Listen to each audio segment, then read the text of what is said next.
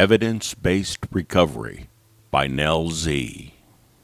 The print version of this story can be found at aabeyondbelief.com in the personal stories section, dated August 21, 2016. And the result was Nell until we let go absolutely, my friend said, snickering and glancing at me over his crude translation of Chapter 5, the portion of the big book that is read at the beginning of so many meetings. I laughed, along with everybody else. My beliefs were well known at my first home group in Monterey. There were only 5 of us. It was a late-night meeting, and we were a very close bunch. The others were decades older than me and had been sober for a lot longer. I had only had about 6 months at the time. I was used to hearing from them that I would come to believe if only I could stay sober long enough to get a higher power. I imagine they became incrementally perplexed as my days racked up and my beliefs remained the same. The God language in the steps turned me off, but I always loved the promises. The promises gave me hope. There were 2 promises that seemed very elusive to me, however. The last one, of course, because it mentioned God, and the 9th one, we will intuitively know how to handle situations which used to baffle us. I was newly sober, and the more consecutive days I collected, the more I realized I didn't know. Every situation seemed to baffle me, and I hoped to one day find a rubric, a formula by which to govern my actions so that I wouldn't screw up so much. The first day of my sobriety I had spent in jail after being arrested for my second DUI. Jail is a great place to sit and think. I had to figure out this drinking thing, and fast. I couldn't keep ending up like this. My career was flashing before my eyes. I'd lost my job after my first DUI, and here I was, only 2 weeks into my new job, and getting arrested for another one. I had gotten my master's degree in social work a few years prior. I loved social work. I loved my job. My love of the field began my first day at school, orientation day. Sprouting from the director's speech, "Congratulations," she said. "You all have chosen one of the few professions in which you get to be an idealist." I decided in that moment that I had chosen correctly. As I continued my studies, I learned that social work was about so much more than the friendly visitors of decades past. It was a legitimate social science, moving towards evidence-based practice, backed by scientific studies, and certainly worthy of the pursuit of an advanced degree. I liked social work not only because I could be an idealist, but also because the idea of evidence-based practice made a tremendous amount of sense to me. As I sat in jail, trying to figure out how to handle my drinking, I started to sober up. And as I sobered up, I started to examine the evidence. Evidence suggests that if I take 1 drink, more will follow. Evidence suggests that if I drink, a blackout is likely to occur. Evidence suggests that, despite my best intentions not to, I'm likely to end up behind the wheel after drinking. And then came the big one, the turning point. Evidence suggests that I am one of those people who should not drink, no matter what. I made a decision. I was a functional alcoholic and didn't really know what it meant to hit bottom in the hopeless and devastating way that so many others had, but wrecking my career was certainly reason enough to stop drinking. I attended my first meeting upon being released from jail, and I've been sober ever since. The happiest day of my life hit me rather unexpectedly 3 weeks shy of my second AA birthday. I discovered, much to my surprise, that I was pregnant. Joy flooded in after the shock wore off, and I decided that this was the most wonderful accident that had ever happened to me. I was going to be a mom. My boyfriend and I hadn't known each other for very long, but he had been sober for 8 years, so at least we shared some things in common. We decided to raise our child together, and he moved in. Halfway through my second trimester, I got a disturbing phone call about the results of a recent blood test. My boyfriend and I rushed into the doctor's office for an amniocentesis. The ultrasound preceding the procedure confirmed my worst fears. "There's no heartbeat," the doctor said softly. She quietly exited, shutting the door, leaving us to process the bad news. It felt like an eternity that he and I were alone in that exam room together. The amniocentesis and the later autopsy both confirmed that my daughter died of trisomy 13, a rare but serious chromosome disorder. It is a random abnormality that occurs in one of 21,500 children born in the U.S. Of those who survive to birth, most do not live beyond a few months. The disorder is not genetic and can neither be caused nor prevented. Chromosome abnormalities tend to be a greater risk as women age, but I was only 31, and I had passed all the first trimester screenings with flying colors. I was not prepared for the trauma or the magnitude of the grief that followed. I've always heard alcoholism described as the lonely disease, but I never related to that. I don't remember ever feeling lonely when I was drinking. How could I? The bottle was a friend that was always there. After about a month, my boyfriend broke up with me and moved out. My grief was eating us both alive, and he had his own feelings about the loss to sort out. I thought about the lonely disease. I had gone from having a constant companion, the life inside me that I cared about more than my own, to being just me again. The father of my child, the man that I'd grown to love and depend on, was gone. I was waking up in the middle of the night, clutching my flat belly and panicking, until I remembered that nothing was wrong. It was just over. I accepted the loss every day, but each day the pain only grew. I lived alone now. I grieved alone. My belief system, based on evidence and rationality, did not allow for the possibility that I would see my daughter again someday in another realm. I was truly lonely for the first time in my life.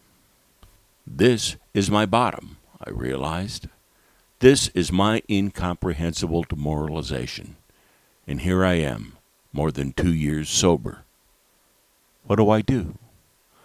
I've never been happier than when I thought I was going to be a mom. Now I'll never get to be a mom. In spite of the research I conducted, all of which pointed towards the circumstance of my miscarriage being a freak incident that would not be likely to recur, the negative self-talk continued in my head. My grief was so intense that it seemed easier to believe the truth I had invented, the universe does not want me to have a child, than the actual truth, the laws of nature prohibit me from having that specific child.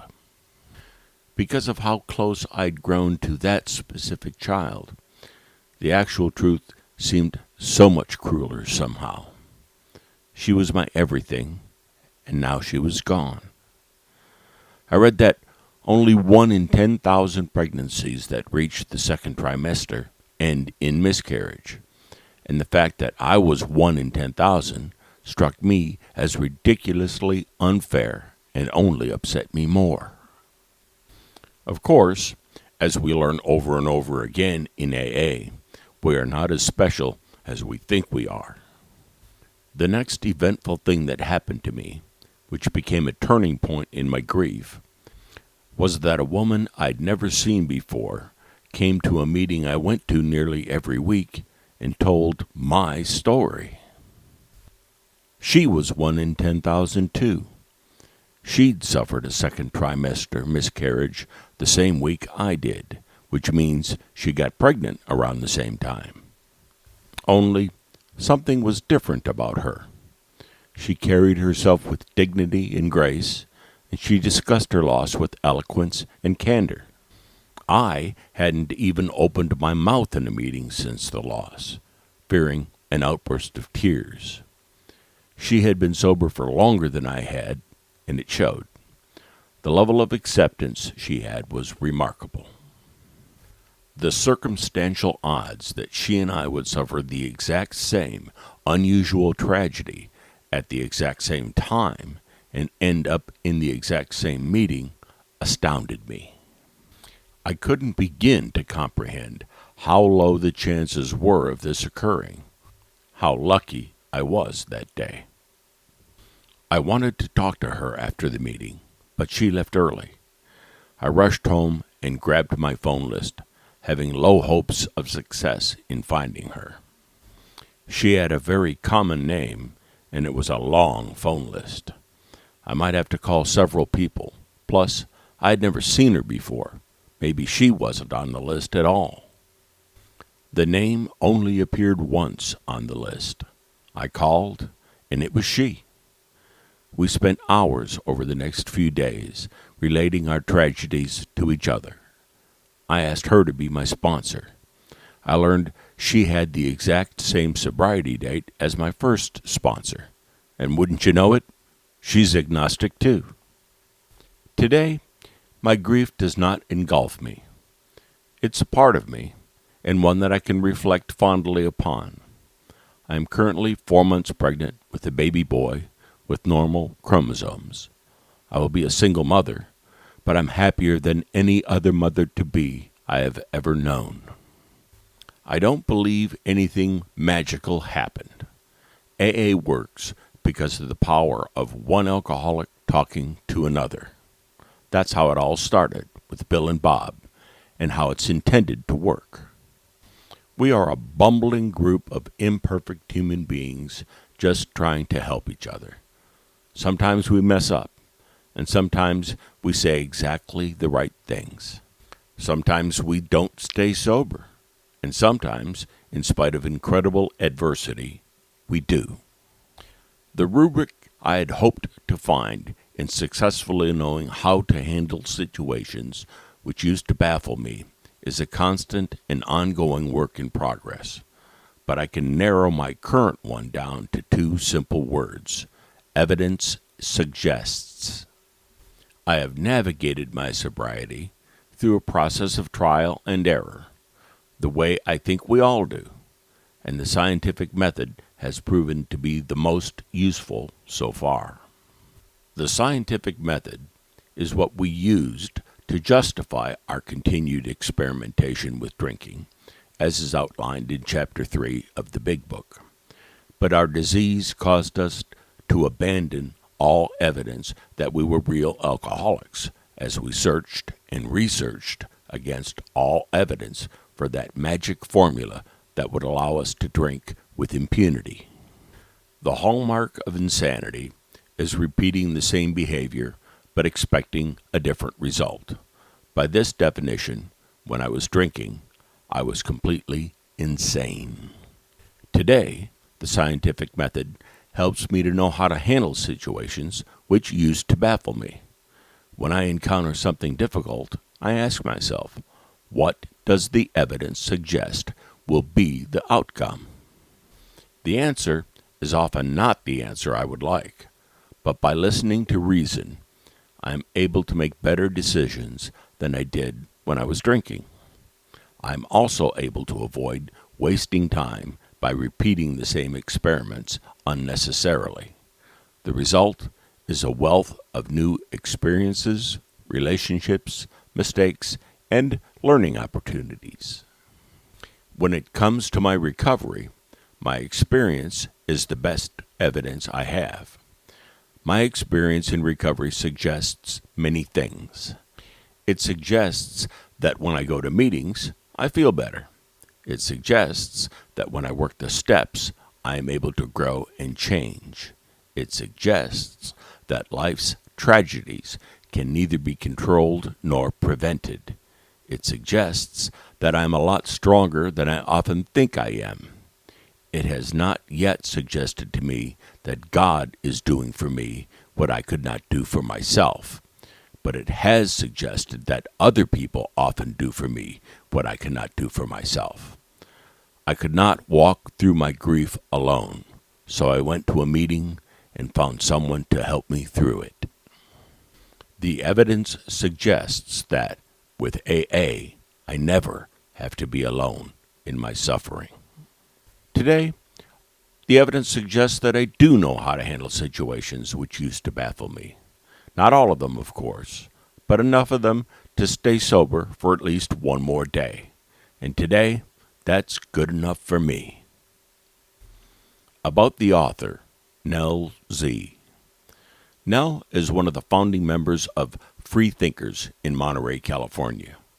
She wrote an article detailing the story of the group's struggle to get the meeting listed by its local intergroup, which can be read in Do Tell, Stories by Atheists and Agnostics in AA. Nell's dream is to take a month vacation on a road trip, visiting agnostic meetings across the country, a trip she has named 30 Meetings in 30 States in 30 Days. With the increasing number of agnostic meetings being founded worldwide, this may one day be possible, if it isn't already.